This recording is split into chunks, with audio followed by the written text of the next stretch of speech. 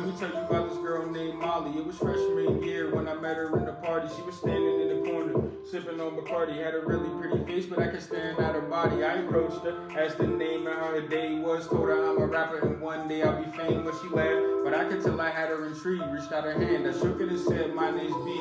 Asked where she's from. She replied with New Hampshire. Said she grew up with 2 brothers and a hamster. Major was English, but she wanted to be a dancer. Said she's having God problems, and I told her I'm the answer. She said, okay, here, take my number. Princess Molly is what she saved it under. I thought it was the start of a lifelong bond. I wish back then that I knew I'd be wrong.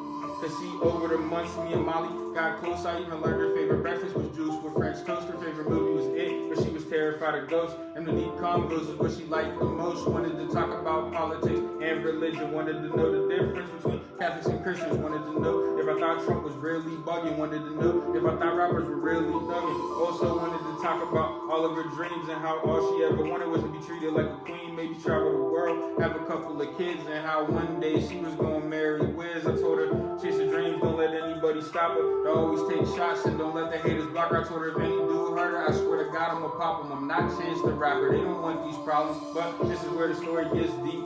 Molly fighting an uphill battle, that shit was steep. She never told me about her father or the abuse. She never told me how her uncle raped her when she was 2. See, her whole life dudes did nothing but play her.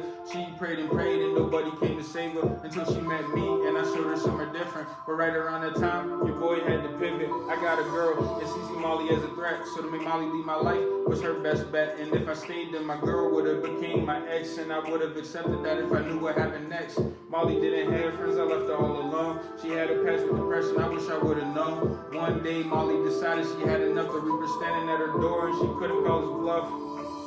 Before she went, she did one last thing, and that was write a letter to me. Before she went, she did one last thing, and that was write a letter to me. And it read, dear B, I hope you get this letter. The pain is no more, and I swear I feel better. While on earth, the blade helped me feel relief. But it's not in my head, it's gonna help me feel some peace. Please, don't cry, I know you're getting emotional. You're probably blaming yourself, and that's why I wrote you. CB, you were the only friend I ever knew, and I would have gave up sooner if it wasn't for you. So thank you for all the memories that we have. Thank you for all the smiles and all of the laughs. Thank you for staying true and not kissing my ass. And thank you for making every day feel like a blast. And I'm sorry, this is how it has to end, but you'll always be my best friend.